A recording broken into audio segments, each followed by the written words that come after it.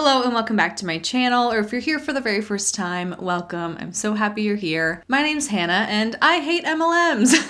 It's basically the point of the channel, is it not? I make a lot of content regarding anti-MLM, meaning my videos surround the fact that this is a really scammy and predatory business model, and I caution people against getting involved with it. I have deep dive style videos into different MLM companies where we talk about every single aspect of that one company and essentially conclude at the end that it's not a viable business opportunity and it's not a legitimate way to make money. I also have a series called MLM Top Fails where I will show you different social media posts from people in MLMs and we'll discuss them and debunk them oftentimes. And then there's the horror story series like today's video, and this is people's personal real life experiences that they have had with MLMs. Sometimes they're silly or funny and sometimes they're shocking and traumatic. But regardless, people write out that experience, they send it to me, and I pick a few of those stories, we sit down, we read them, and react to them together. So if any of that content interests you, first and foremost, I would love it if you would consider subscribing and sticking around. But I'm also going to link my big anti-MLM playlist right here. This has every video that I've ever created on that topic. So without further ado, that's all the intro stuff out of the way. Let's jump in and read these stories. This one says, "Hello, Hannah. I really enjoy binging your content while commuting to work. You present so well and are a great natural storyteller. Thank you. I want to present my brief experience as a Beachbody coach. Please keep me anonymous. In my personal life, I manage multiple seizure disorders, so studying health and wellness and how all of that impacts my brain health is, needless to say, a passion and necessity for me. A series of seizures left me with a traumatic brain injury and surgery, and subsequently I had to take time off to heal. After about a year, I attempted to make a comeback as a fitness instructor. However, the cognitive recall necessary for cueing fitness classes wasn't possible, and I failed audition after audition. I was heartbroken. Being a fitness instructor was a source of joy, emotional strength, and so much more for me. For a friendly source of compassion, I reached out to a friend who had been working from home on her own fitness journey. My expectation was kindness and then hopefully some motivational, "You got this, get back on the horse." Boy, my expectation was not met. The response I got was a flowery recruitment pitch for Beachbody. You see, I could coach people in the same way that I had always done, but actually do more good as I would reach more people online. Could I even imagine all the other women just like me? I would reach people through online workouts, group workouts, accountability groups, etc. She really pulled at that string that I had just failed at something I loved so much due to my health circumstances, and even used language about how, quote, I could be the success story that everyone needs to see to feel inspired. I'm sad and embarrassed to say that I bought into it for about 2 whole months. I stopped her in her tracks the moment she tried to upsell me on the highest buy-in with supplements. That's when she said, "No worries, you do you and I'll check in on you." Checking in meant that she sent me to her upline and their group. I immediately recognized I had been lured into the cult of the MLM. I was encouraged to reach out to people in my seizure support networks and other disability groups to find recruits. For one hot second, I thought this might be a great idea for homebound individuals with disabilities, and I was excited to be that connection for them. But again, that lasted for one hot second, because then the upline calls, texts, and messages flooded. I wasn't being vulnerable enough or posting enough on social media. I refused to sign up for and post on every platform. I turned down every invitation to a power hour call. I turned down every pushy attempt from my upline to buy Shakeology or any other supplement. When my upline pushed again to buy the supplements, I reminded her that I was on a strict nutrition plan and medications for managing my seizures. I told her that my coach confirmed with me that all that was required was for me to buy the on-demand workouts, do them, and post about it, and find people to coach. So that was my plan. By this point, remember, only 2 months in, my upline told me that if I wasn't going to work the program, then I was dragging her team down and I should reconsider my participation. I told her that it felt cringy and I wanted to do it my own way and just work with people one-on-one how and where they needed to be. I told her that she should reconsider using manipulation and lies to recruit, and I immediately removed myself as a coach. I only ever signed up one person, my best friend. I profusely apologized and told her I would reimburse her program cost. I always knew these companies were pushy and annoying. I never would have considered them to be emotionally abusive. Incredibly sad. Thanks for everything you do. You are a lighthouse in the chaotic storm of life. Wow, how poetic. Thank you. I feel like this experience you're reporting is a common one in the sense that people will sometimes get involved with an MLM because they want to do it on their own terms and they want to do it ethically and they don't want to be pushy and they want to share the product for the right reasons. But somewhere along the line, then it starts to feel like it's either my way or the highway, for lack of better terms. Like if you're not doing it the way the upline wants you to do it, if you're not giving it your all and participating in the power hour Zooms and recruiting people and posting on a million social media platforms, then you're just a waste of time, okay? You're not following the formula, you're not following all the steps that your upline wants you to so that you can make them the most money possible. So therefore, their time is wasted on you. And what did she say? That you were dragging the team down and should reconsider your participation. Again, my way or the highway. If you're not going to work the biz the way that makes me the most money, then you should probably just quit because you're dead weight. Is basically what she's saying, is it not? And gosh, that's frustrating. And it really does expose this for being a money-making scheme. It's not about helping people or giving them access to great workouts and supplements and whatever. It's not about the product. It's not about giving people a good product that is actually going to improve their lives. It is all about hitting quotas and working to make your upline rich. And good for you that the moment that your upline made that clear to you, you were out. You're like, cool, I see exactly what's going on here. Peace out, not worth my time. And thank you for sharing your story with us. This one says, hi Hannah, you're allowed to use my name and all other names are changed for their privacy. For context, I'm in the Midwest, one of the MLM hotspots. It's hard to find someone who doesn't sell LuLaRoe, Arbonne, It Works, Plexus, Pampered Chef, doTERRA, and so on. If I wanted an MLM product, I could get it.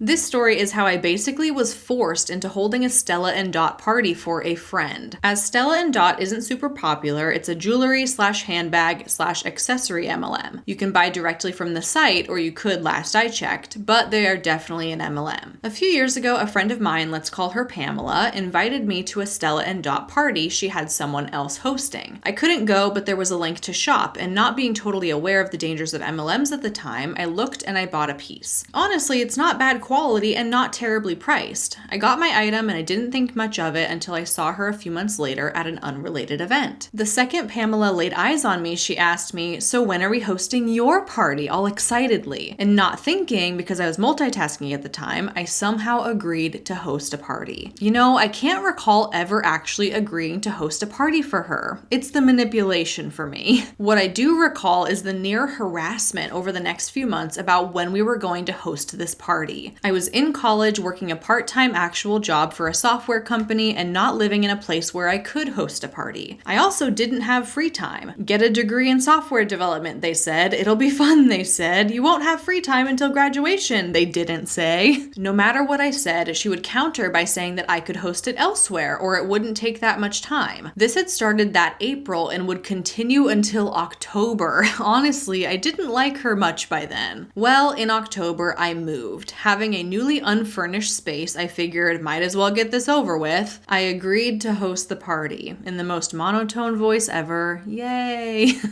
We set a date and started planning, calling it some kitschy name and made it vaguely Halloween themed. What I didn't realize is that I was going to have to invite all of my friends to come shop. Pamela had told me about free pieces, but later clarified that the party would need to make over $250 in sales. By that point, I didn't care. I wanted her to leave me alone. I hit up all of my MLM Hun friends, a few close friends, and the mutual friends the friend and I have. Only a few seemed interested. She then tells me to start voice memoing people because that is more personable. It started to feel like I was throwing a party for someone else and trapping my friends into this scheme. Because, yeah, that is exactly what's going on. It never felt good sending them messages regardless of who I sent them to. My other friends in MLMs just invite me to their parties regardless of who was hosting, and I always politely decline, especially after this. Pamela invited absolutely no one. I'm not sure if that's standard. However, it's her business and not mine. Yet I was putting in hours of work unpaid for her to make this party happen, and then feeling like it wasn't enough people and we didn't have a large interest in attending. A few people showed up and I almost made the sales goal, but alas, it was all for nothing. I even had one friend who reached out concerned that I had joined an MLM, which was the first time someone really set off that light bulb that this whole thing is a real scam. I didn't know that MLMs weren't good, but no one in my life had openly voiced genuine concern. Sorry this is kind of long, but hopefully it'll stop someone from taking pity on a friend and just hosting a party. So the thing I want to point out is that I am not surprised that you were expected to do all the heavy lifting. I actually think that that is kind of standard because the host of the party is not typically the MLM hun herself. My impression, at least, of how these parties work is that there's the MLM rep, they're the ones with the sales goals to hit, and they're the ones who want to sell a product and they want to host parties, but they only know so many people. So what they'll do is they'll go and find party hosts, aka friends or acquaintances who agree to say, yeah, I'll host a party for you. And what that really means is that you are agreeing to find the venue, provide the refreshments if that's something you want to do. You're in charge of inviting all of the guests. And the idea is so that this MLM rep can expand their market using your guests that you've invited. Ideally, these are not people that the MLM rep knows, because the MLM rep has already exhausted their warm market. They've already run through all their own friends and family, and they're looking to expand. So that's where party hosts come in. It's like, okay, you host this whole party, you put on this whole shindig, but I'm just going to come in at the time of the party and I'm going to bring my inventory or whatever. I'm going to come in with my demonstrations and my sales pitch, and my goal is to sell to your friends. Please feel free to correct me if I'm wrong on that, but that's how I've always gotten the impression that these parties worked, is that all the heavy lifting really is on you as the host. And the reward, I guess, is that there might be a promise of some free product or product credit or coupon codes or something like that if the party generates a certain number in sales. So you as the host are not going to get your gift if your friends don't buy enough stuff, basically. And that sounds like exactly what was going on here, but you just didn't know that that's how it was supposed to work. So when you first agreed to host this party, which even you said you don't remember agreeing to in the first place, you probably just weren't clear on what the expectations were going to be of you. But I appreciate you sending in your story because it lets all of us know that if we agree to these MLM parties, it's going to be a lot of work and time on our shoulders now. I mean, basically, you just agreed to host an event at your house or wherever and provide all the refreshments and be in charge of inviting people and keeping track of those RSVPs and stuff. And hate to break it to you also, but when you tell people that it's going to be an MLM party and you invite them under that premise, people likely are not going to want to come. They're going to say, oh, sorry, shucks, I'm so busy that day, can't make it, you know? At least I know I would. If someone said, hey, come to my MLM party, I'm busy that day, okay? Don't even know what day you're talking about, but I guarantee you I've got plans. It's just awkward, especially in this day and age of internet shopping and the fact that you can buy anything you want with a touch of a button almost instantaneously. And there's not a need for all of us to gather together in someone's living room to buy a product and order from somebody. Stella & Dot sells jewelry, handbags, and accessories. Cool. Those things are so accessible online, and you do not have to carve out an entire evening. You don't have to gather together. You don't have to listen to someone's pitch. You don't have to place an order through them. And in that sense, it's just a very different kind of generation that we're living in these days. Whereas in older generations that MLMs operated using this party plan setup, it was a lot more common and socially acceptable to have these parties, to know of them, to attend them, and to not think it was super weird. But I think that in today's day and age, it is super weird.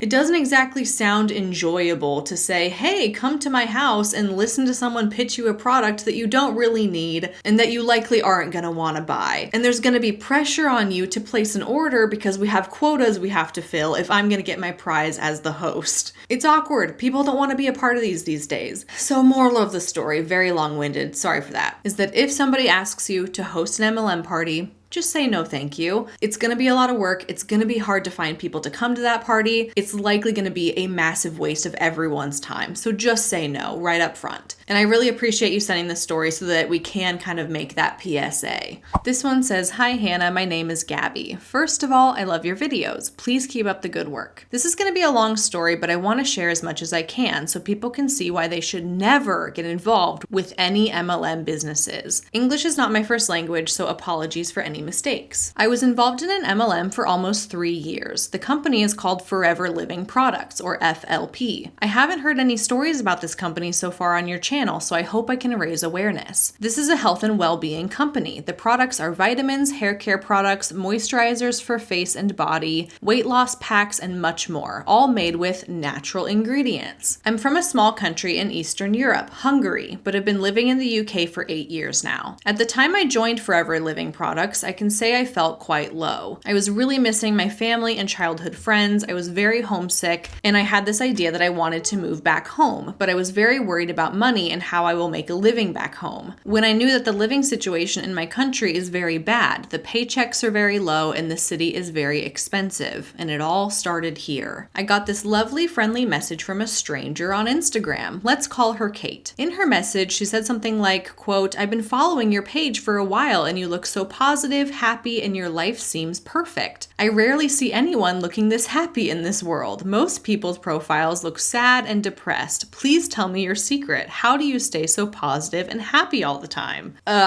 What? Like, what a weird message to get from a complete stranger. But okay, go on. Kate is also from Hungary, and most people there tend to be quite sad and grumpy because of their money problems. So she knew exactly what she was doing. Most people would respond something sad and tell her how unhappy they are. As I felt really low, I was very happy about receiving this message, as even most of my friends don't ask me how I am, let alone a stranger, and she seemed very nice and just genuine, so of course I told her about my feelings, how I felt really low, etc. She was of course very understanding and kept telling me how her life is so perfect and she doesn't have money problems. I asked her what her job was. I thought maybe she can help me somehow so that I can earn good money, move back home, and have no money issues. She told me she's an owner of a global business, which sounded really fancy. I wanted to build my own business too and work for myself, so I asked if she could help me. Of course, she offered her help and I took it. I thought, what can I lose? At least I'll have something to do. I was bored quite often, so I became a forever business owner. I had to buy a 200-pound starter pack to get started. I had the money for it, but I'm the kind of person who hates spending her money, but I did it anyway because I knew that I can make thousands monthly. To be honest, I didn't quite understand what I was signing up for. All I've seen is that Kate is living her best life. She has so much money and I just wanted the same for myself. I knew that whatever this is, I know I can be successful. If I work hard enough, I can achieve anything. Ever since I started, I can honestly say I've put all my time and effort into the business. I got up early, I stayed up late, I dedicated every weekend to building my business. Sometimes even in my full-time 9-to-5 job when I had quiet moments, I was doing it. I was really enjoying it for a while. It was something new. I could be in a community where people supported each other. Everyone was positive, fake positive. I made new friends. I finally felt like I belonged somewhere. I didn't feel so lonely anymore. It took some time before I signed up my first downline, but I was so proud of myself and I could see that this is finally working. After that, I kept signing people up, but as one person signed up, one left, and this happened to be the pattern. Kate kept telling me, don't worry, this is normal, not everyone will stay. The only people that will stay long term are those who have a strong why, and I only need to find a handful of people who have huge goals and dreams like I do, and together we can make a great team and thrive. I believed her, so I kept going. That's interesting that right at the beginning, you're already noticing that it's hard to retain downline members. It's kind of like they're quitting as soon as they're joining kind of thing, and it's this constant rotating door, and that's gotta be a red flag, right? Like, why aren't people sticking this out? Why are people quitting at the same rate that they're joining? It doesn't sound very sustainable. I had to message 10 to 20 people at the minimum daily. I had to post on Instagram daily. I had to create 3 to 5 TikTok videos daily to be successful and reach as many people as I possibly can with this great opportunity. That's a lot of social media media posting for what? You don't get paid to post. You don't make money based on how often you're posting on social media, but you're doing it in the hopes that someone will come across that post and they'll be interested in the opportunity and that they will sign up or they will buy something and it will pay off for you in the future. But that's a lot of what ifs, you know? Posting on social media itself is not an income producing activity. And unless those posts convert directly into sales or recruitment, it's pretty much wasted time. So that's kind of insane that she's saying that you need to be messaging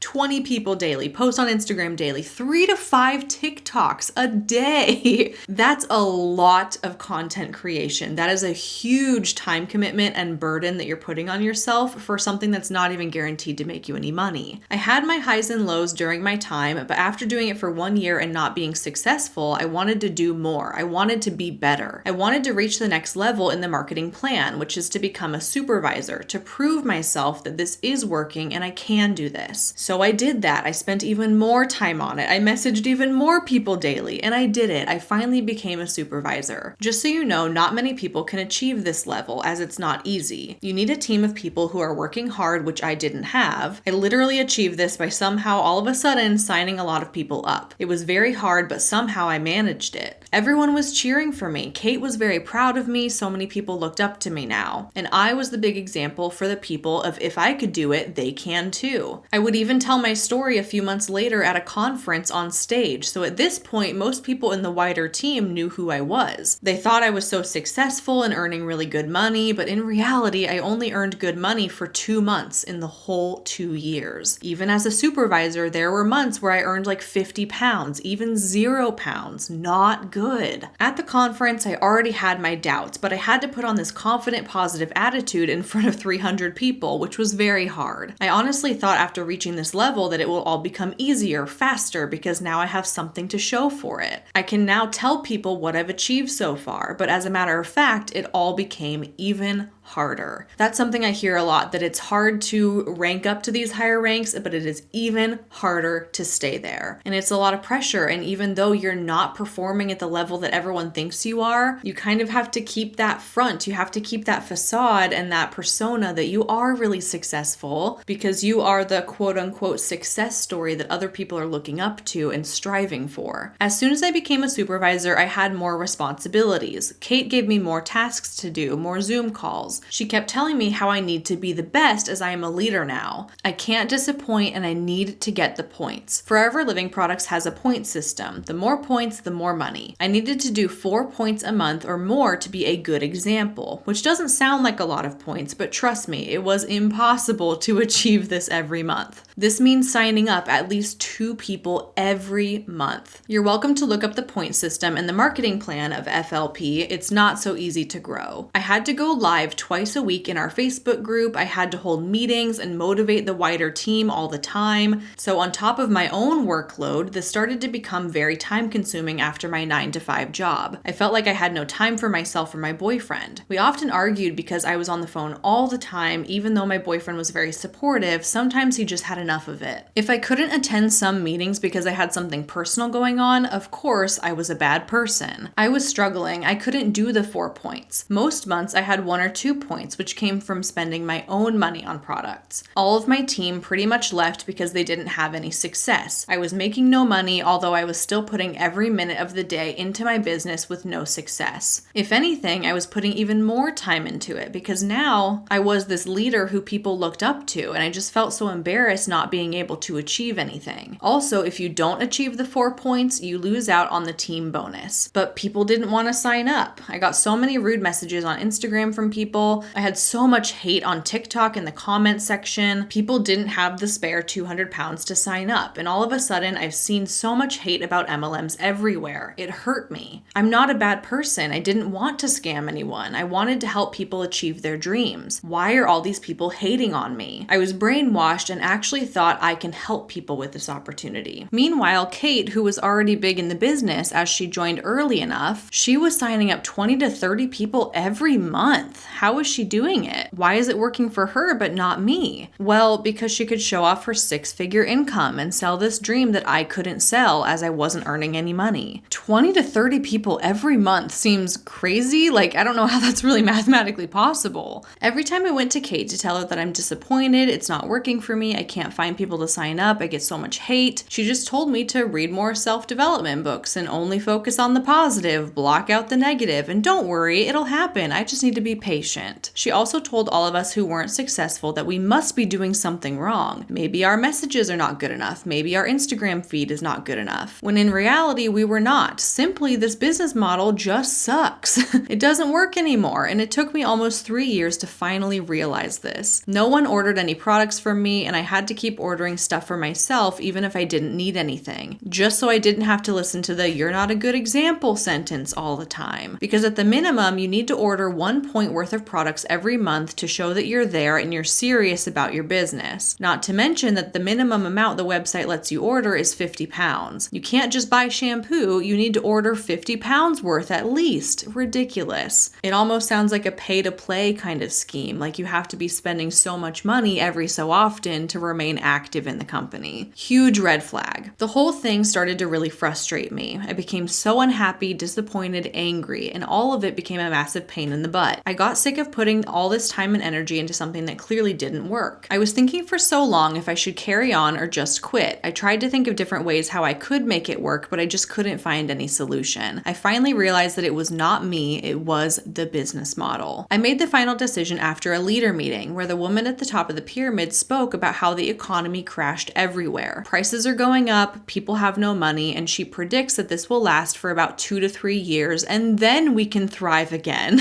I didn't need to hear more. I wasn't willing to wait 2 to 3 more years and waste my time and money, where at the end I might be successful or I might not. And I already knew in my heart that I was done. Then I finally got the courage to tell Kate I'm quitting. I was so scared of her reaction. I don't know why. I'm normally not the type of person who quits. I always carry on and try my best, but at this stage I could really see how this is not going anywhere. I sent Kate this long message explaining everything to her about the hate I received, how people don't have money for this, I have no success, most of my team left, and I just can't carry on this way, and this simply doesn't work anymore the way that it did a few years ago. MLM is dead, and we need to realize and accept that. So I'm out. I've also seen more and more people leaving our group chats. First, I was brainwashed, of course, and thought that they just gave up. How stupid of them. But when I finally opened my eyes, I understood why people kept leaving. And it's because this thing is over. Of course, Kate didn't like this. She wasn't understanding at all. And she just said, well, maybe your heart wasn't truly in it. This really annoyed me. My heart wasn't in it? How dare you? I spent the last 3 years, every minute of the day, dedicated to this business.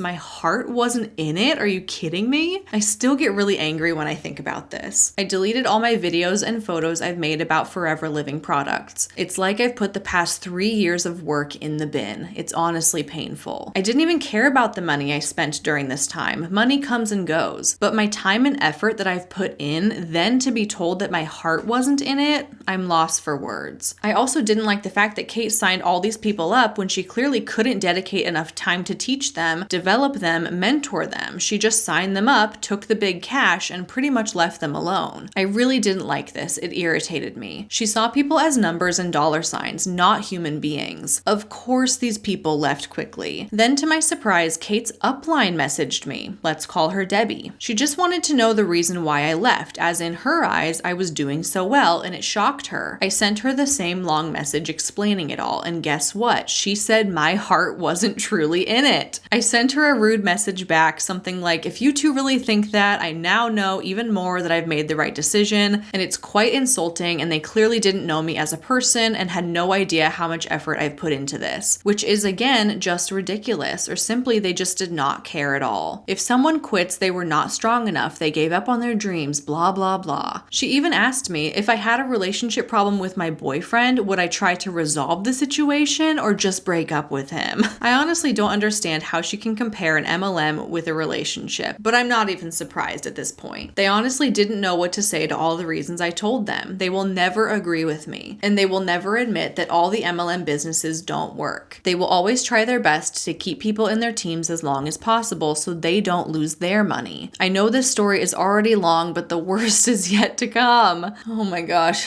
Take a deep breath, everybody.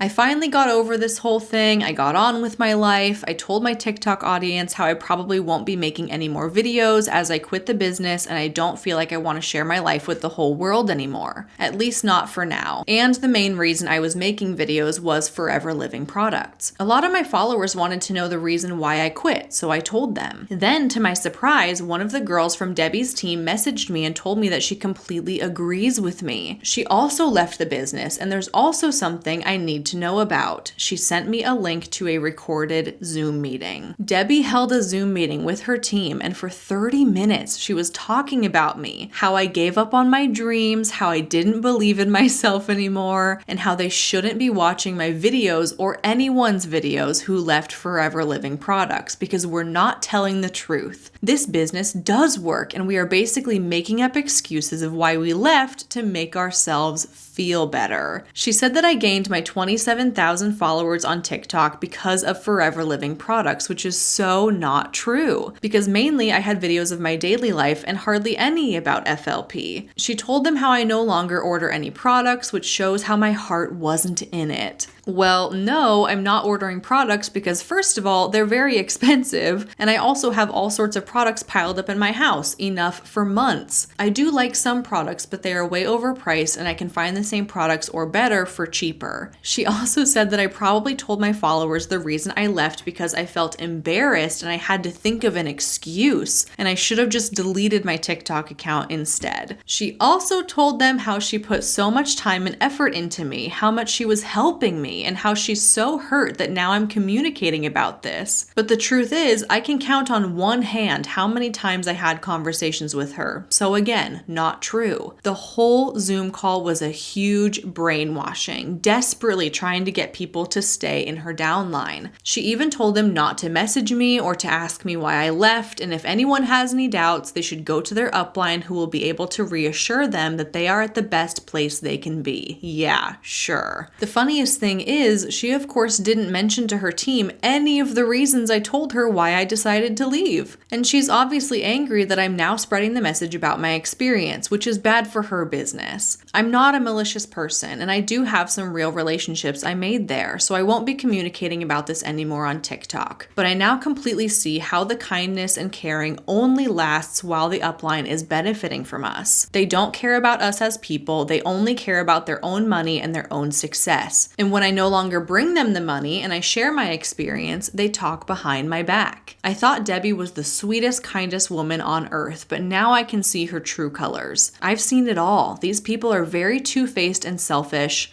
and they keep brainwashing people as much as they can so their pyramid doesn't fall apart. I wish I could open everyone's eyes and make them leave, but I guess they need to realize for themselves. It's hard for me to see how people get so sucked into this and they are not ready to see what I see. I hate seeing how they put on this fake lifestyle, they're acting like they're living their best life, when I know they are struggling so much. Many of the girls told me how they struggle and how they're thinking about quitting as well, but not for now, maybe in the future. I understand that everyone needs to come to this realization in their own time, but there are some people who have been doing this for 5 years, still stuck at the same level, and they're just unable to move any further in the business, yet still putting all this time and effort into it. Maybe it would be too embarrassing for them to quit after all this time, but honestly, no one should feel embarrassed about it. It's not our fault that we couldn't be successful, it's the MLM's fault. There are so many things they don't tell you when you join, only the good sides of things. You find so much more out as you go, and it's not all dreamy. Thank you so much for taking the time to read my story. I'm sure I could tell you more about this story, but it's already long enough. Since then, I found the career path I want to take in the dreaded 9 to 5, and I'm so happy with it. You inspire me so much that maybe I will start my own anti-MLM YouTube channel so I can spread awareness as well. Thank you again. Wow, okay,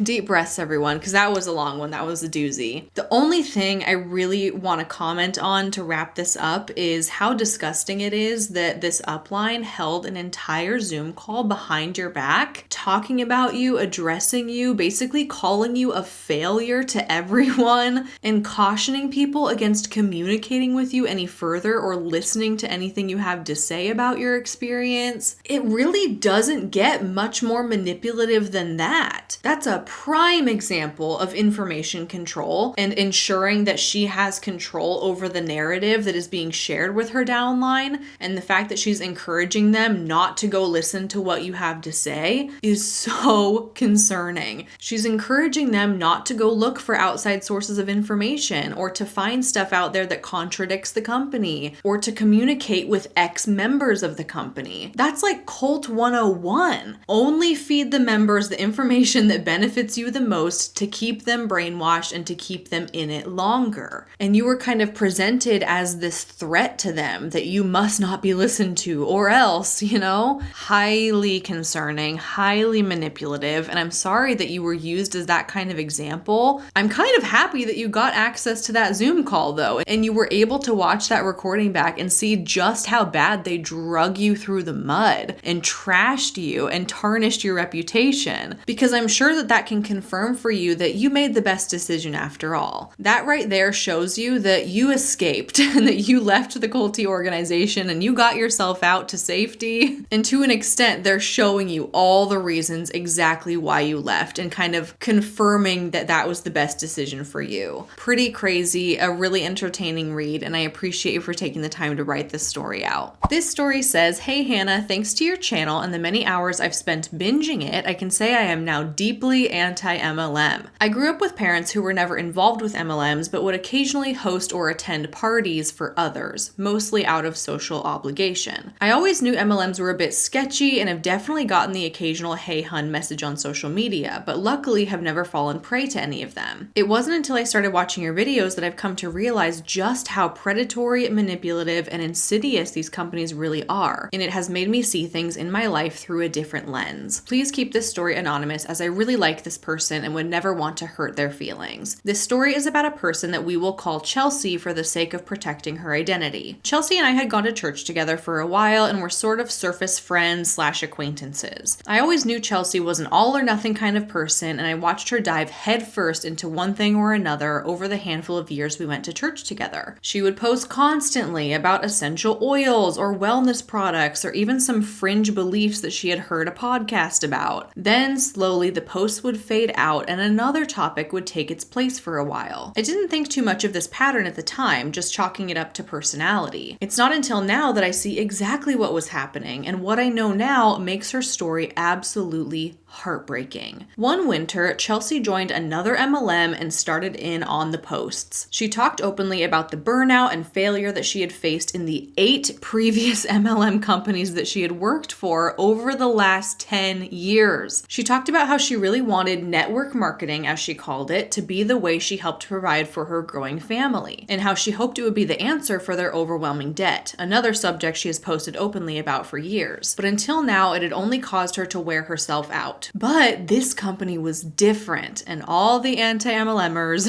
shed real tears. Yes, the claim that this is going to be different or this company is better is just so bogus. Many of the core issues of MLMs are an industry-wide thing. They don't just apply to one company or the other. They all operate the same way. They all produce the same results. And oftentimes people who join multiple MLMs will find all of these similarities within all of them. In my opinion, there's no one company that's better than all the others. They're all problematic. She went on to post about the quote, sweet spot of ground floor timing and how she was part of building a billion-dollar company and she wanted you to join her. She posted responses to anti-MLM comments saying just because you don't like something and don't understand it doesn't make your opinion fact. And that's kind of funny because people who have an anti-MLM background, they have facts and resources and statistics on their side to present to people in MLMs to show them, hey, this is a scam. You don't want to be involved in this. And people in MLMs will be like, well, if you don't like it, that's just your opinion. And it's kind of like, well, yeah, my opinion is that I don't like them, but that opinion is rooted in fact. The blatant disregard for factual information is staggering amongst people who get involved with MLMs. This This went on until spring of the next year when Chelsea posted a video explaining why she has quit network marketing altogether. Don't get too excited. She said that she felt like she was spending too much time away from her family, so she, quote, asked God to slow her business down if that wasn't what he wanted for her. And surprise, her business slowed down. So that's how she knew God was calling her away from it. She went on to say how much she loves the company and supports network marketing, but it was personally time for her to step away. I haven't seen Chelsea in a while and we haven't really stayed in touch, but watching that video now genuinely makes me want to cry. I'm obviously someone who believes in God, but even I have a difficult time imagining that God was the one who slowed her business down. She seems like such an honestly kind, caring person who just wanted to be able to support her family, and she came so close to understanding the dangerous trap she was in, but somehow missed the entire point in the end. I guess the silver lining is that she isn't a part of any MLM for now, but it sounds like she probably still supports them. Well, that ended up being miles longer than I estimated, but I think it's such an important story to share for those who are clearly searching for some kind of meaning and may have faith wrapped up in their MLM. I've attached a bunch of screenshots from her social media, and some of them are painfully close to her getting it, but missing it by miles at the same time. Please keep doing what you're doing. It really does matter. Congratulations on your baby girl, and here's to a safe and healthy delivery for you both. Thank you. You did send a lot of screenshots. I'm going to pull 3 of them in particular to show on the screen where you've underlined or circled certain things. Here's one caption for one of her posts that says, quote, I don't want to work for an MLM. Girl, me neither. After years of trying to make it work with multiple MLM companies, I finally realized it wasn't me that was the problem. Oversaturated markets, hey girl messages, poor timing, average compensation plans that are 8 pages long, that's the problem. Timing does matter, y'all. And then if we skip down a little bit, she says, in 2 months, I've already grown a team of 10 with multiple customers making back what I invested. How? This is different. There is a way for you to work from home with your kiddos while making an actual financial impact for your family. There is a way to financial freedom. This is it. I completely see what you're saying here, where it's like she almost gets it. She's taken one step forward to say, it's not me that was the problem and I wasn't the reason that I failed in all these previous MLMs, but then she takes 2 steps backwards by saying, this opportunity is different. This company is going to be different for me. Here's a different post that you've highlighted that says, in the course of a decade of network marketing, I joined 8 well-known companies and never found success. But it wasn't because of me. It wasn't because I lacked drive. It wasn't because I wasn't working hard enough. It wasn't because I didn't have a deep enough why. It was because of timing. If your market is already saturated, maybe it's time to make a switch. Again, she halfway gets it. She understands that the way to make money in these companies is to be able to recruit a lot of people. And you can't do that if your company is already oversaturated. But then she's taking her 2 steps back by saying, here's the solution. Find a company that's just not oversaturated yet. There you go. That's how you can be successful. Which, yes, is completely true, but it's not addressing the core of the issue. Just because you join this new company that's not so oversaturated yet doesn't mean that that company's better or that it's not a scam. It just means that you joined the scam at an opportune time. And here's a third caption you included. This one says, for years I tried my hand at so many stay-at-home gigs just hoping they would work out for me. But the timing was always off and the hours I would put in compared to the pay I was getting just didn't add up. And no matter how much I loved the products, it just didn't work. But these kids in our dreams, because of them, I'm learning to try new things, to step out of my comfort zone, to move on from things that aren't making a difference in our lives, to take a leap of faith, to let go of my preconceived ideas. Hey mama, it's okay to want more for your family. It's okay to admit when something isn't working. It's okay to change jobs. It's okay to move on to new things. Once again, we get the point here. Takes 1 step forward in recognizing that she's not making any money in MLMs, and then takes 2 steps backwards by saying, oh, the solution must be to just find a new MLM. Change jobs, move on to something else. And it's sad to read because you really do want her to understand that this is an industry-wide issue and that the problems are not going to be solved no matter what company you go to. And that if you want to stop losing money with MLMs, then the key is to get out of MLMs for good. Leave it behind. You've been in 8 companies, for crying out loud. Like, isn't it time? You ended your story by saying that it doesn't appear like she's currently in an MLM, and I can only hope that it will stay that way. Because gosh, these posts just seem exhausting. It seems like she's pouring herself out for the internet to read about her trials and tribulations and failures in MLMs. And it's like, she deserves so much more. And there's so much more out there for her that I would hate to see her keep continuing to be in this MLM cycle and to get caught in company after company after company. I'm hoping that she can leave MLMs behind for good. And thank you for sending in this story and these screenshots. And with that, my friends, it's all the stories I have for you for this MLM Horror Stories video. If you have your own that you want to have considered for a future video, you know what to do. Check out the description box, send it my way. I would love to read it. Thank you so much for watching. I really appreciate you, and I'll see you in my next one real soon.